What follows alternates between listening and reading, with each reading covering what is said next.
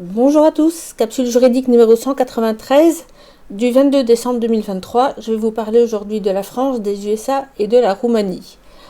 En France, tout d'abord, la justice vient enfin de libérer Priscilla Majani. En janvier 2023, elle avait été condamnée pour des faits survenus 11 ans plus tôt. Et à ce moment, donc il y a 11 ans, il y a 12 ans maintenant presque, voulant protéger sa fille des agressions sexuelles et des viols dont mère et fille accusaient le père de l'enfant, elle a fui en Suisse avec sa fille, Camille, afin de la mettre à l'abri. Camille a aujourd'hui un peu plus de 18 ans et donc n'est pas susceptible de toute façon de poursuite, mais Priscilla Majani avait été arrêtée lors d'un banal contrôle routier et avait été ramenée en France pour être jugée. Je vous renvoie vers un article d'un média suisse qui détaille un petit peu plus cette libération, ainsi qu'un article de BFM. Alors une fois n'est pas coutume, hein, c'est pas fréquemment que je cite, que je renvoie vers les médias mainstream, mais ma foi pourquoi pas, qui en dit un peu plus sur l'affaire elle-même pour tous ceux qui n'auraient pas suivi ces événements. Et cette affaire soulève aussi la question de l'apparente impunité de certains auteurs de faits de ce genre et de l'inertie des forces de l'ordre, mais j'imagine qu'on reparlera de tout ça bien plus facilement dans quelques temps et j'espère pas trop lointain. En France toujours, on apprenait par le Figaro, de nouveau presse mainstream, hein, c'est ma journée, donc le Figaro du 9 décembre, et j'avais oublié d'en parler dans ma dernière capsule, que la justice avait ordonné le démontage de 7 éoliennes qui avaient été installées en 2016. Il s'agit d'un arrêt de la Cour d'appel de Nîmes rendu le 7 décembre dernier. La raison fondamentale, outre le fait qu'elles étaient toujours en activité malgré l'annulation du permis de construire, c'est une raison écologique. Ces éoliennes déciment littéralement les oiseaux. Je vous cite un petit extrait de l'article du Figaro qui cite lui-même quelques phrases de l'arrêt rendu. Je cite. Épilogue d'un feuilleton judiciaire de 3 ans. Le démontage d'un parc de 7 éoliennes dans l'Hérault a été ordonné par la Cour d'appel de Nîmes, ainsi que la remise en état du site, et ce dans un délai de 15 mois. Édifié en 2016 dans l'arrière-pays héraultais par Énergie renouvelable du Languedoc, ERL, ces 7 éoliennes étaient toujours en fonctionnement malgré l'annulation à 2 reprises de leur permis de construire, en 2006 puis en 2017. Et après plusieurs plaintes déposées pour atteinte sur la faune avicole par 3 associations de protection de l'environnement. Cet arrêt de la Cour d'appel de Nîmes, rendu jeudi 7 décembre donc, consulté par l'AFP, est venu confirmer un arrêt de la Cour de cassation pris en janvier. Alors, citation dans la citation, avec plus de 1099 oiseaux retrouvés morts rien qu'en 2019, c'est un véritable cimetière au pied des éoliennes, a expliqué l'avocat des associations de défense de l'environnement, maître Nicolas Gallon. Dans son arrêt, la Cour d'appel de Nîmes indique que la délivrance du permis de construire a été faite dans des conditions d'information insuffisantes, ayant conduit à ce que les éoliennes fonctionnent dans un cadre non suffisamment réglementé, à l'origine d'un préjudice notamment pour la protection des oiseaux. Fin de citation. En d'autres termes, ça c'est moi qui rajoute, donc pendant qu'à la télévision on a vu ces jours-ci des clowns venir nous dire que le nombre des chats devrait être limité parce qu'ils attaquent les oiseaux, des éoliennes construites puis maintenues en place sans permis de construire valable déciment des centaines d'oiseaux, donc ici plus de 1000 oiseaux pour 7 éoliennes seulement et sur une année seulement en 2019, et ce au nom de l'écologie. Alors je ne sais plus ce qu'on reprochait aussi aux chiens à la télévision, mais c'est le même combat. Au nom de l'écologie, certains psychopathes souhaiteraient nous taxer, puis interdire progressivement et indirectement, justement à coup de taxes, la détention d'animaux de compagnie. Mais les mêmes psychopathes ne voient aucun problème à raser des hectares de forêt pour installer des panneaux photovoltaïques non seulement horribles, mais en outre impossibles à recycler par la suite. Toujours au nom de l'écologie, il vient un stade où il n'est même plus nécessaire de faire le moindre commentaire. Revenons à nos éoliennes. L'article du Figaro se termine dans les termes suivants, je cite à nouveau, « Le préjudice écologique a été admis et reconnu, c'est félicité Marjolaine Villers-Migraine, porte-parole du collectif des associations. Mais notre combat n'est pas tout à fait terminé, puisqu'ils ont 15 mois pour démonter les éoliennes, temps durant lequel ils souhaitent poursuivre leur fonctionnement. Or, les éoliennes ont déjà causé beaucoup de dégâts. En l'état, ERL, donc l'exploitant des éoliennes, peut encore se pourvoir en cassation, mais les chances de succès de ce pourvoi sont faibles, selon maître Nicolas Gallon, puisque la Cour de cassation avait déjà rendu un arrêt précédemment. Fin de citation, et affaire à suivre, enfin j'espère pas trop, j'espère qu'ils démonteront rapidement. Et surtout que ça servira de précédent pour d'autres affaires du même style, parce que ce ne sont pas les éoliennes qui manquent. D'ailleurs, j'ai vu, là je rajoute, j'avais pas mis ça dans mon script, mais j'ai vu qu'il y a des problèmes avec les éoliennes installées en mer et les parcs ostréicoles. Je ne me suis pas plongée dedans. Si quelqu'un a envie de m'envoyer quelques infos là-dessus pour me faire gagner du temps, ben, n'hésitez pas.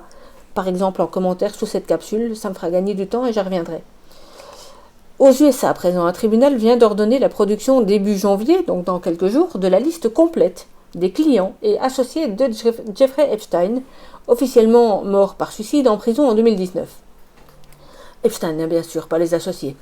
Cette décision a été prise dans le cadre du procès de Ghislaine Maxwell, sa complice et compagne, condamnée quant à elle à 20 ans de prison pour trafic de mineurs, et à la demande de l'une des victimes, Virginia Giuffre.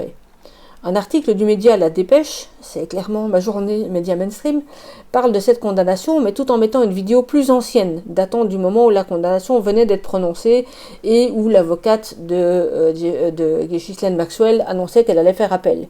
Et pour l'instant, Ghislaine Maxwell purge donc sa peine. J'ignore d'ailleurs si les voies de recours sont totalement épuisées, mais ce n'est pas l'objet de ma capsule aujourd'hui. Et donc ne vous focalisez simplement pas sur cette vidéo-là, dans laquelle on entend juste l'avocate qui parle à l'époque. Ce qui nous intéresse aujourd'hui, c'est cette fameuse liste. En réalité, celle-ci est déjà dans les mains des autorités et de la juge, mais reste scellée. Et la lecture de l'article du Daily Mail permet de comprendre que le délai laissé par la juge, Madame Presca, est un délai qui permet à ceux qui essayent de s'opposer à ce que leur nom figure de faire part de leurs arguments à ce sujet-là, après quoi j'imagine qu'elle va trancher sur ces arguments-là, et après ce délai, c'est-à-dire donc dans quelques jours, la fameuse liste sera décellée. Je publie sur mon compte Telegram une autre vidéo, récente celle-ci, qui évoque cette publication imminente de la liste. Il est question de 177 noms en l'état. Alors certains doivent avoir du mal à dormir ces jours-ci, il est vraiment grand temps, et ça donne lieu évidemment à quelques déclarations sur les réseaux sociaux, puisqu'il semble que l'écrivain Stephen King et l'acteur Kevin Spacey auraient annoncé qu'ils quitteraient les USA si la liste est révélée. C'est fort possible en effet, mais peut-être pas de leur plein gré, on verra ça. Alors la décision rendue, quant à elle, fait 51 pages. Elle s'inscrit dans le procès donc, qui oppose, je vous l'ai dit, Virginia Giuffre, l'une des victimes, à Ghislaine Maxwell. Et cette décision est essentiellement constituée d'un tableau en 3 colonnes, à partir de la page 2 et jusqu'à la page 50, qui mentionne en colonne de gauche les pseudos des différentes personnes concernées, toujours sur la forme John ou Jane Doe. En deuxième colonne, les références, je crois, des pièces dans le dossier, ça peu importe pour nous. Et le plus intéressant, c'est la troisième colonne, qui décrit la nature des éléments, qui indique les raisons pour lesquelles le juge, donc qui rédige le jugement, enfin l'arrêt plutôt, estime que les éléments doivent être dévoilés au public. Par exemple, parce que certains éléments sont déjà dévoilés dans la presse, ou qu'ils ont été évoqués lors des procédures devant le même tribunal, ou parce que même les intéressés se sont eux-mêmes exprimés devant les juges, ou bien n'ont pas encore formulé d'objection, etc. Et chaque ligne dans cette colonne quasiment commence par les termes, je cite, « Ces éléments devraient être intégralement dévoilés », fin de citation, sauf certaines lignes qui concernent des mineurs victimes et pour lesquelles le juge estime qu'il ne faut pas déceler. Certaines mentions précisent aussi la profession de la personne concernée. Alors, j'ai pas tout lu en détail parce que j'ai trouvé l'arrêt seulement ce matin. Par exemple, à côté de John Doe numéro 163, on apprend qu'il s'agit d'un journaliste. Et évidemment, on en apprendra encore plus quand la liste sera publique. Alors, j'imagine que c'est la même liste qui circule déjà depuis un certain temps sur certains réseaux sociaux, pas sur Facebook, hein, là, cherchez pas là-bas. Mais voilà, ce sera comparé avec cette liste-là après quand on aura les noms de manière complète. Et affaire à suivre, je mets évidemment sous ma capsule le lien vers l'article du Daily Mail au bas duquel vous pouvez trouver cette décision. Donc il y a 2 articles en fait pour le Daily Mail et le deuxième lien que je vous mets c'est celui qui contient la décision. Alors Roumanie à présent, j'ai pas souvent parlé de la Roumanie, mais l'association espagnole Liberum, dont j'ai d'ailleurs pas non plus parlé depuis un petit moment, vient d'annoncer qu'elle déposait une plainte pénale de 6000 pages devant la Cour supérieure roumaine. Alors, je ne sais pas si j'ai pas fait une faute de frappe, je crois bien que c'est 6000 pages. La plainte est déposée pour crimes de génocide et crimes contre l'humanité. Dans son communiqué de presse, Liberum indique avoir choisi la Roumanie en raison du fait que le taux de surmortalité pendant le Covid et depuis le début des injections est le plus bas. J'en déduis qu'ils ont tenu le raisonnement suivant, à savoir que si ce taux est le plus bas, c'est sans doute que les dirigeants étaient plus souples et ou la population plus résistante. Ils ne s'expriment pas plus amplement sur cette affirmation-là. Donc c'est ma déduction personnelle pour faire le lien entre justement ce taux de surmortalité et le choix d'une juridiction roumaine, mais à voir. Et le communiqué de Liberum dit également ceci, je cite, « Cette plainte inédite porte sur la réponse et la gestion de la crise sanitaire du Covid-19 en soulignant les répercussions globales des mesures prises. L'association Liberum a annoncé le dépôt de sa première plainte mondiale contre Tedros Adhanom Ghebreyesus, directeur général de l'OMS, Elle a également déposé une plainte contre les autorités européennes impliquées dans la gestion de la crise Covid. Il s'agit de la première action globale d'envergure. L'objectif de ces étapes est d'étendre cette défense à l'ensemble de la population mondiale dans le cadre de la gestion Covid, qui a conduit à des cas répétés et énormes de limitation des libertés, des droits, et a conduit à des risques accrus pour la santé des millions de personnes. Fin de citation. Voilà ce que j'avais pour vous aujourd'hui. Je vous informe aussi que j'ai créé il y a 2 ou 3 jours un compte Twitter au nom de Maître X. Alors j'y publierai pas autant que sur mon canal Telegram pour diverses raisons, dont la principale est surtout une surcharge énorme de travail, puisque tout cela, je vous l'ai déjà dit, met gravement en péril la survie de mon cabinet. Mais je relayerai au moins les capsules que je publie, donc je vous invite à votre tour à poster de tous les côtés. Et pour rester plus à jour de mes infos, c'est donc bien sur Telegram qu'il vaut mieux me suivre, mais Twitter me permettra donc peut-être de toucher un autre public. J'ai vu d'ailleurs que vous étiez déjà assez nombreux à vous y être abonnés et à relayer les 2 ou 3 posts que j'ai publiés. Merci beaucoup à ceux qui l'ont fait.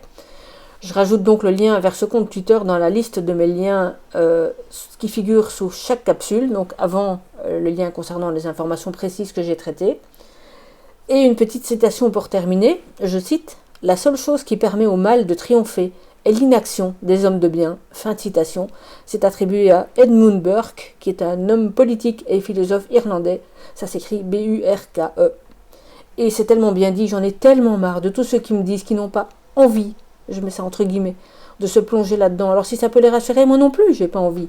Je préférerais travailler tranquillement, essayer de nourrir mes enfants avec le peu qu'on nous laisse après perception de toutes les charges et passer mes loisirs à autre chose. Mais voilà, ça doit être fait et vous savez comme moi. Donc à tous ceux qui n'ont pas envie de se plonger là-dedans, s'il vous plaît, faites un effort. Et d'ailleurs, tiens, à ce sujet, je vous signale aussi la sortie d'un petit livre d'une 50aine de pages qui est écrit par Nicolas Vidal, le journaliste de Putsch Média. Il s'agit justement d'une lettre destinée à tous ceux qui ont continué à dormir depuis 4 ans. Ça s'appelle « Lettre aux autruches et aux tubes digestifs ». Alors le titre et la couverture m'ont déjà fait sourire. Je l'ai commandé, je reviens vers vous pour vous en parler dans mon canal Lire pour comprendre sur Telegram dès que je l'aurai reçu et lu, mais ça ira assez vite. À très bientôt, bon week-end de Noël, tenez bon. Restez zen avec votre famille si on ne veut pas vous écouter. Ça, c'est surtout de l'automotivation. Je m'adresse à moi-même parce que ce sera plus facile de les réveiller ensuite s'ils sont toujours en vie. Voilà, allez, à très bientôt, au revoir.